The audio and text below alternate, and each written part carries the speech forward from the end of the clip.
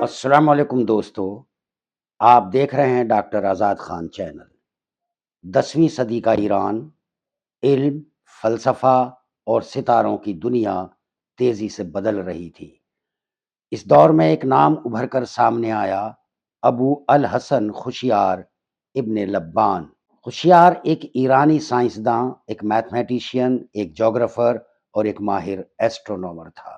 ان کا تعلق تھا گیلان سے، یعنی کیسپین ساگر کے دچھنی کناروں پر بسا وہ علاقہ جہاں خوبصورتی اور علم دونوں کا سنگم ملتا ہے۔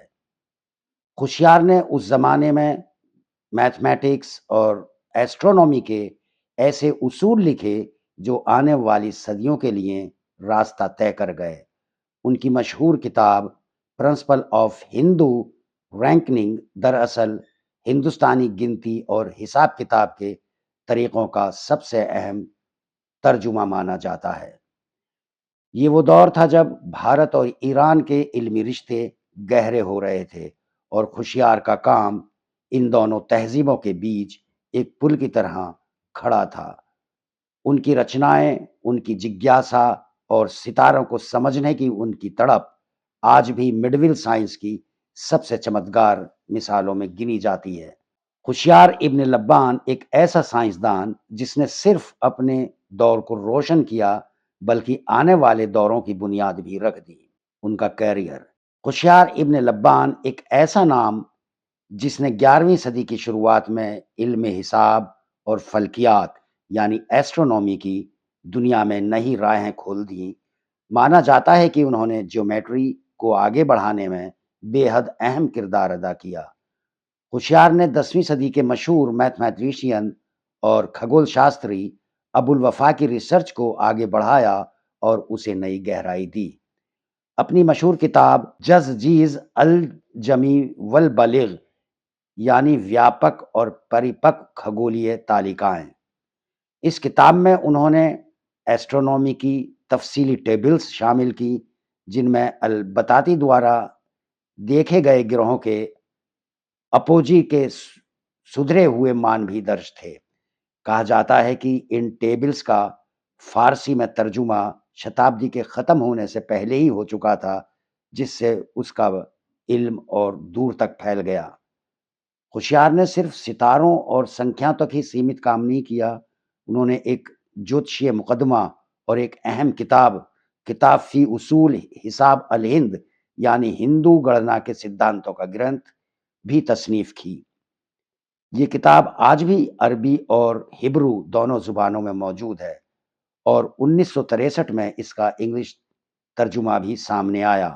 اتہاس یہ بھی بتاتا ہے کہ خوشیار ابن لبان کی زندگی کا آخری سفر شاید بغداد میں پورا ہوا، لیکن ان کی چھوڑی ہوئی وراثت میتھمیٹکس، کھگول شاستر اور فلکیات کی دنیا میں آج بھی اسی روشن ستارے کی طرح چمکتی ہیں۔ خوشیار ابن لبان 10ویں 11ویں صدی کا وہ علمی ستارہ جس کی لکھی ہوئی کتابوں نے کھگول شاستر، میتھمیٹکس اور جوتشی تینوں ہی دنیاؤں کو ہمیشہ کے لیے بدل دیا۔ ان کی تمام رچنائیں عربی زبان میں تھیں، لیکن ان کی شہرت کی اڑان عرب سے نکل کر فارس، ترکی اور یہاں تک کہ چین کے مینو اسکرپٹس تک پہنچ گئیں۔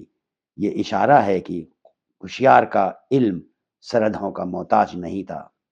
کتاب الاسٹرولاب، یہ تحریر مشہور ایسٹرولیب آسمان کی ناپ تول کا ایک پراچین ینتر، اس کی بناوٹ، اس کی سائنس اور اس کے استعمال کے طریقے سب کچھ بڑی باریکی سے بیان کرتی ہے۔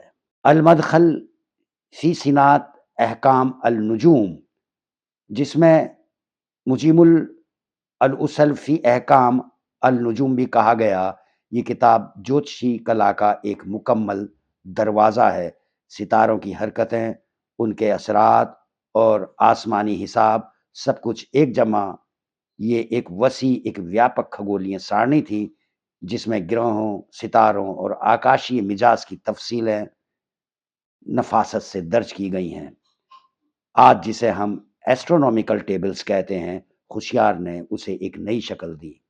الزیز البالغ، خوشیار کی سب سے مشہور اور پریپک، سب سے مکمل کھگولیہ سانڈیوں میں سے ایک۔ افسوس آج اس کے صرف ایک ہی چیپٹر تک ہم پہنچ پاتے ہیں، باقی صدیوں کی گرد میں کہیں کھو گیا۔ ہوشیار ابن لمبان صرف ایک اسکالر ہی نہیں بلکہ وہ پل تھے جس نے پراچین گیان کو نئی سائنس سے جوڑا۔ ان کی کتابیں آج بھی انسانی تخیل، محنت اور علم کی روشنی کا ثبوت ہیں۔ دوستو، انفارمیشن پسند آئی ہو تو ویڈیو کو لائک، شیئر اور سبسکرائب کریں۔ شکریہ۔